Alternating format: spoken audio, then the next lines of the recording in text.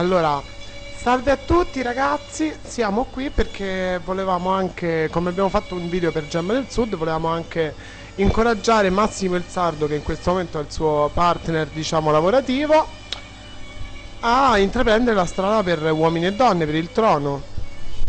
Dammi sto microfono, Bernie. Allora, Massimo, noi ti sostenemo pure a te, Massimo, perché tu sei un talento innato, proprio come la gemma proprio quella del sud, ma proprio lei. Cioè io volevo anche dire che noi abbiamo seguito il tutorial di Ma Massimo il perché parli in Sardo. italiano, sorella? Noi siamo coatti. Vabbè, scusa, mi ero Non ci dimenticata che venivo dal nascondiamo, quarticciolo, scusa, dai. cioè. Vabbè, noi comunque abbiamo seguito i tutorial di Massimo Orsardo, quindi guarda i tutorial, vabbè, scusa. E quindi niente, guardate che pelle liscia che c'avevamo.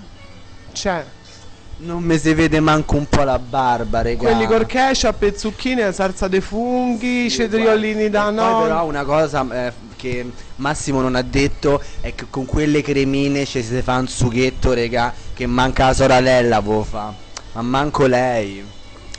Quindi con questo noi volevamo dire questa cosa a Massimo il Sardo e ribadiamo che appunto usate i suoi tutorial e mi raccomando Assolutamente, tutorial assolutamente. e mi raccomando in caso ci fosse la votazione online in questi giorni penso che dovranno metterla, voi votate comunque Massimo il Sardo e Gemma del Sud Sì, per andare a Uomini e Donne assolutamente. perché Sì, lo sì, sì. meritano veramente. Sì, allora ragazzi, votateli. Adesso, come abbiamo detto anche a Gemma del Sud, votate, votate, votate, votate, votate, votate, votate. Però e commentate, ovviamente.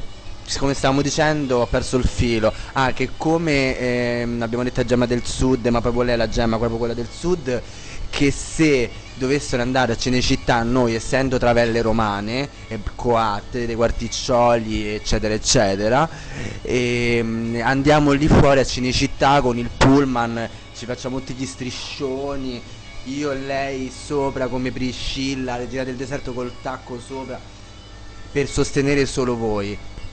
Massimo il Sardo, tu hai vinto. Noi ti sosteniamo e siamo con te, veramente.